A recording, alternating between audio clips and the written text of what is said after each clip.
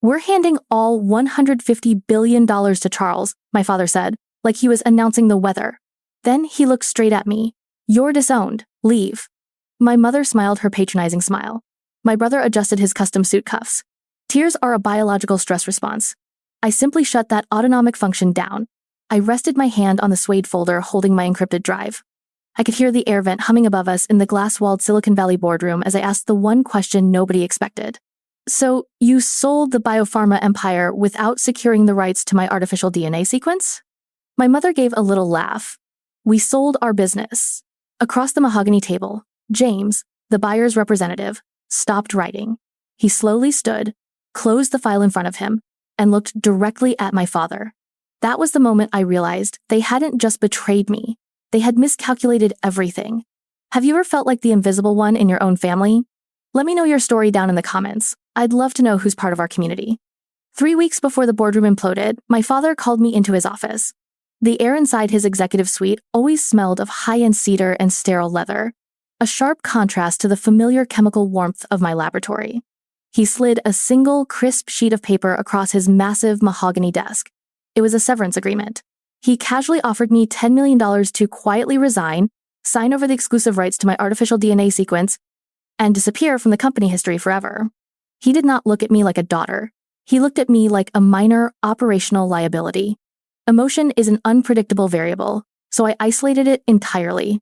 A deep, freezing focus washed over me, mapping out the exact genetic flaws in his morality.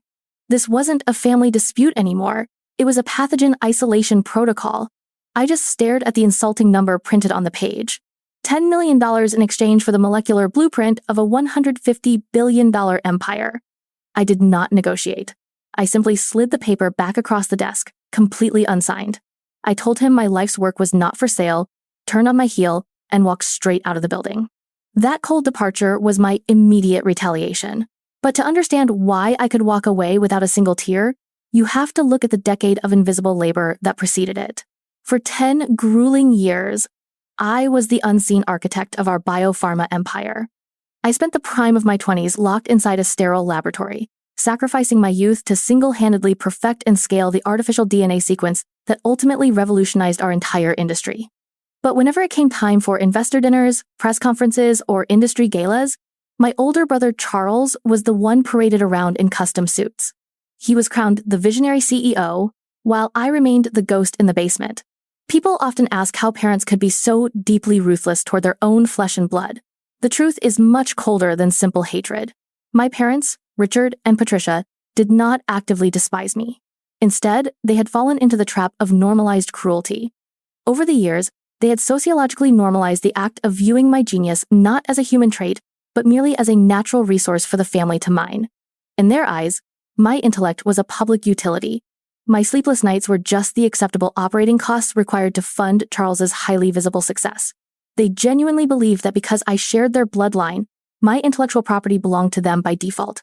My realization was absolute. Our family affection was nothing more than a business transaction, and I had been the silent investor footing the bill. My empathy was a resource they had drained completely, but I was never as naive as they calculated. Years earlier, before I ever stepped foot in their corporate labs, I had developed and patented the core molecular architecture independently on my own time and equipment, shielding it under a separate blind trust. They mistook my quiet endurance for weakness, blindly assuming standard employment clauses automatically absorbed my private genius, never suspecting that my silence was actually just careful accounting, waiting for the exact moment to collect my due. The following evening, the illusion of their triumph culminated at an elite Silicon Valley charity gala meant to celebrate the impending $150 billion acquisition. The grand ballroom dripped with crystal chandeliers and the heavy scent of expensive orchids. Waiters circulated with silver trays of champagne, serving a crowd of investors who believed my family had built an untouchable empire. Standing near the edge of the room, I observed the spectacle like a scientist studying a particularly toxic bacterial culture. Charles was holding court near the center ice sculpture, soaking in the applause that my decade of isolation had bought him. When he noticed me watching, his smile tightened into something predatory. Striding toward me, his custom tuxedo catching the light, he signaled the photographer for a prominent society magazine. He threw his arm around my shoulder, his grip bruisingly tight, and raised his glass. To my little sister, Abigail, Charles announced loudly, ensuring every major investor and reporter in the radius was listening. Our lead lab technician, whose tireless execution of my genetic blueprints made this whole acquisition possible. We couldn't have followed my vision without her helping hands.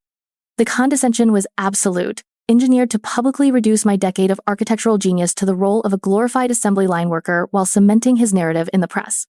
Before I could even step away from his suffocating grip, my mother materialized beside me, her manicured hand clamped onto my other arm like a vice. Patricia did not acknowledge his blatant theft of my life's work. Leaning in close, her perfume suffocating me, she hissed a simple, venomous command. "Smile for the cameras, Abigail. Do not make a scene and ruin your brother's night." To twist the knife further, my gaze drifted past my mother's shoulder to lock onto Dylan, my oldest childhood friend, the one person outside this family I had trusted with my secrets. He was standing just a few feet away, laughing at Charles's cruelty. I later learned he had traded his lifelong loyalty to me for a guaranteed vice president title after the buyout. My last remaining tie to the concept of trust was severed right there on the ballroom floor. Many people would ask why I didn't scream, why I didn't throw a drink back in Charles's face or tear my mother's hand away. For years, I had been locked in the invisible chains of the survivor. I had lived in a prison without bars, conditioned by their normalized cruelty to believe that absorbing their blows was my only option. But my silence at the gala was not a symptom of learned helplessness. It was not submission. It was a calculated, ice-cold survival mechanism. Reacting emotionally would only give them the ammunition they desperately wanted to label me unstable and force me out of the company's narrative. So I stood there, holding a perfectly composed smile for the flashing cameras. Offering them an emotional outburst would only feed their narrative of my instability. I simply cataloged the data. Every laugh, every condescending whisper, every betrayal was just another entry in my mental ledger. I was not a victim freezing in the face of abuse. I was an architect standing quietly in the ruins, waiting for my legal armor to be finalized. Leaving the ballroom behind, the cool night air hit my face as I prepared to execute the next phase of my plan. The morning after the charity gala, I woke up with absolute clarity. There were no tears over public humiliation or severed childhood friendships. My family had expected me to retreat into the shadows and lick my wounds. Instead, I brewed a cup of black coffee and transitioned from emotional endurance to systematic professional warfare. I did not wait for a hollow apology from Charles or a patronizing justification from my mother. Opening my laptop, I compiled my employment history and patent records and drove straight to downtown San Francisco. Victoria's law office was a sanctuary of cold steel, polished glass, and undeniable power. At 40, she was widely known as the most ruthless intellectual property attorney on the West Coast. I did not sit in her leather chair looking for a therapist. As I handed her the silver encrypted drive and the suede folder containing every original filing for the artificial DNA sequence, the operation was set in motion. She reviewed the dense documents in absolute silence, her sharp eyes scanning the dates and ownership structures. When she finally looked up, her expression was lethal. She confirmed what I already knew. My family could sell the sterile laboratories, the branding, and the boardrooms, but the core molecular architecture belonged entirely to me. We spent the next 3 hours meticulously drafting an ironclad legal notice. It was not a plea for fairness or family reconciliation. It was a barricade made of unyielding facts, federal statutes, and quiet retribution. Victoria formally notified James, the buyer's lead representative, and my father's entire executive board that the core intellectual property was solely owned by me. We made it explicitly clear that any attempt to transfer the artificial DNA sequence in this monumental buyout without my direct written consent would constitute corporate fraud. I signed the document with a steady hand. My compassion had been a luxury they had overdrafted for a decade, and I was permanently closing the account. The legal notice hit the executive inboxes at exactly 2 in the afternoon. While I was seated at a quiet cafe across the street from the corporate campus, my phone began to vibrate violently. First Charles, then my mother, then my father. I watched the screen light up and go dark, analyzing their panic from a safe distance. My fury had crystallized into a surgical instrument. Within 20 minutes, the panicked retaliation began. My phone buzzed with an automated alert from the IT department. My corporate email was deactivated. 10 minutes later, a notification from building security confirmed that my keycard access to the laboratories had been permanently revoked. My father, Richard, had reacted exactly as I had calculated.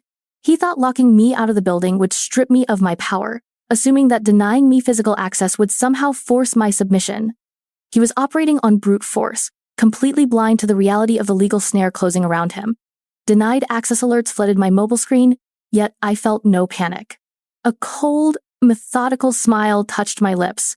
They had proudly locked me out of the building, but they had fundamentally failed to understand that I held the keys to their entire empire. The days that followed my legal barricade were not filled with anxiety or second-guessing. They were filled with discovery. Victoria and I sat in her glass-walled office, methodically reviewing the internal corporate communications and server logs. My father thought revoking my keycard would blind me, but he fundamentally misunderstood who built his digital infrastructure. Years ago, anticipating their betrayal, I had embedded a hidden protocol in the laboratory servers that automatically mirrored all executive data variations directly to my personal, encrypted cloud.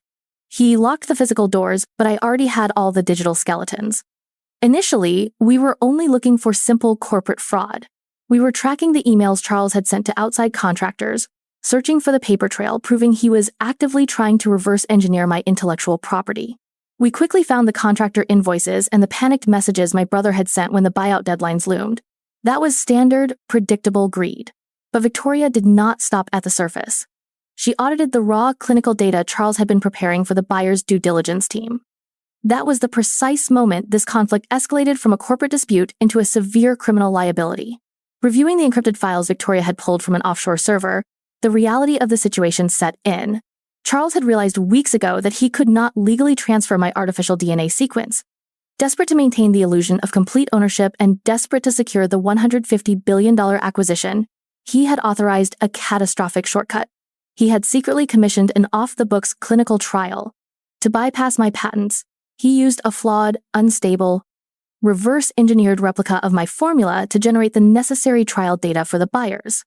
As I stared at the molecular degradation reports on the screen, the ethical violation was staggering, shifting my worldview into sharp, crystalline focus.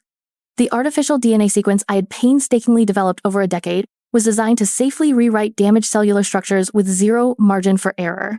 Charles's cheap, stolen replica was actively degrading in the bloodstream. He was quietly testing an unverified, highly volatile compound on human subjects. It was a biological grenade.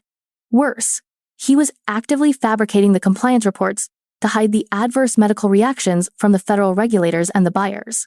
Rubbing my eyes, the last microscopic trace of familial obligation evaporated. This was no longer a family disagreement over intellectual property. They were not just arrogant executives trying to steal my life's work. They were criminals. Charles was actively risking human lives, injecting them with a toxic imitation, all to inflate a corporate valuation.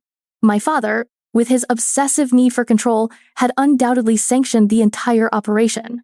I did not feel a sudden rush of sorrow for the bloodline I was about to obliterate. I audited my own conscience and found a zero balance of guilt. Any remaining compassion I held for them was a sunk cost. They had bankrupted their morality, trading human safety for a $150 billion payout. They had written checks with human lives that were about to bounce spectacularly. Looking across the polished conference table at Victoria, I required no reassurance. As I slid the printed compliance violations across the glass, the objective was clear. I told her to package the evidence for the buyer's legal team. We were no longer just blocking a sale. We were preparing a federal execution. The silence in the glass-walled Silicon Valley boardroom was absolute. James, the lead representative for the buyers, remained standing. His eyes darted from my father, Richard, to the suede folder resting under my hands. Actually, James repeated, his voice losing all its previous warmth, this transaction has not closed. Before my father could formulate a lie to smooth over the tension, the heavy boardroom doors swung open.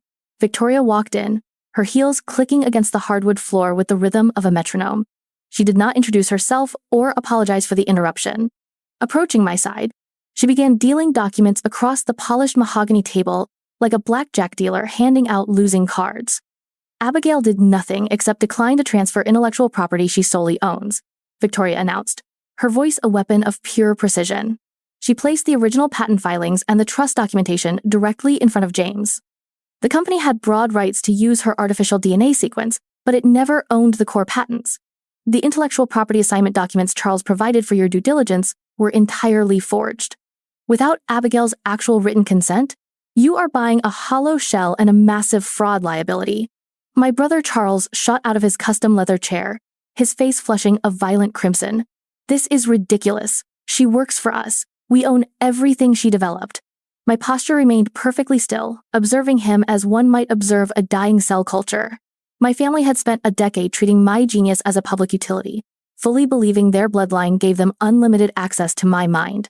But blood is not a binding contract. My father slammed his hand against the table. You are holding a $150 billion acquisition hostage because you are jealous. I am not holding anything of yours, Richard, I said, my voice completely flat. I am simply protecting my assets. But unfortunately for you, your son could not say the same. I nodded to Victoria, and she opened the final file and slid the encrypted compliance reports across the glass. Desperate to bypass the patents, Charles authorized illegal, off-the-books clinical trials using a highly unstable, degraded replica of the artificial DNA sequence to fabricate your due diligence data, Victoria told James. The air vanished from the room. Charles sank slowly back into his chair, his aggressive posture collapsing into absolute, paralyzed terror. The reality of a federal indictment had finally overridden his arrogance. My mother dropped her patronizing smile, her manicured hands trembling uncontrollably against the edge of the table. James picked up the FDA violation reports. I watched the blood drain entirely from his face as he scanned the catastrophic federal liabilities. We had not just blocked a corporate sale, we had exposed a biological grenade. James dropped the papers as if they were physically burning him. He looked at his legal team, then at my father. We are done. The closing conditions have been flagrantly violated. This acquisition is permanently terminated, and no funds will be released. He didn't wait for a response. The entire buying team walked out, taking $150 billion with them. My father stared at the empty space where his empire had just evaporated. The realization aged him a decade in seconds. He turned to me, his ruthless facade completely broken, his voice cracking with desperation. Abigail, please, you have to fix this. Tell them it was a misunderstanding. We are family. As I studied the man who had offered me $10 million to erase myself from history, my conscience registered a zero balance. This wasn't a misunderstanding, I said, picking up my documents and the secured data. This was a final audit, and your account is bankrupt. As I turned my back on them, the glass doors sealed shut behind me. My family was left sitting in the ruins of their illusion, with absolutely no one left to exploit. The collapse of our bio-pharma empire did not happen in a single cinematic explosion. It was a structural failure, collapsing floor by floor. Once James terminated the $150 billion acquisition, the illusion shattered. The federal regulators descended like auditors reviewing a bankrupt account. Charles's illegal clinical trials were exposed to the daylight of a federal indictment. He lost his custom suits, trading them for the cold reality of a courtroom defense. My father, Richard, was stripped of his chairmanship, his wealth evaporating under mounting legal fees and FDA fines. My mother, Patricia, lost the only currency she ever truly valued, her pristine social standing. They had built an empire on my invisible labor, and without their cornerstone, the entire foundation crumbled into dust. While they drowned in their own liabilities, I was busy building something new. I founded my own independent biotech firm. This time, the architecture was clean. Every scientist owned their contributions. Every clinical trial was strictly ethical. There were no ghosts in the basement, no stolen patents, and no golden children taking credit for another's genius. I was the CEO, and my office was not a sterile mahogany cage, but a space filled with light and absolute transparency. 6 months after the boardroom confrontation, my phone buzzed with an email from Patricia. The tone was desperate, stripped of its usual patronizing polish. Richard's health was failing rapidly.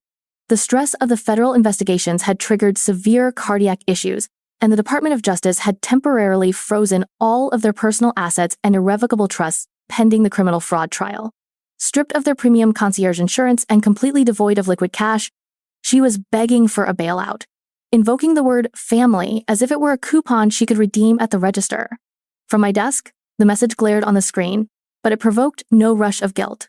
I felt the quiet stillness of a closed account. I called Victoria.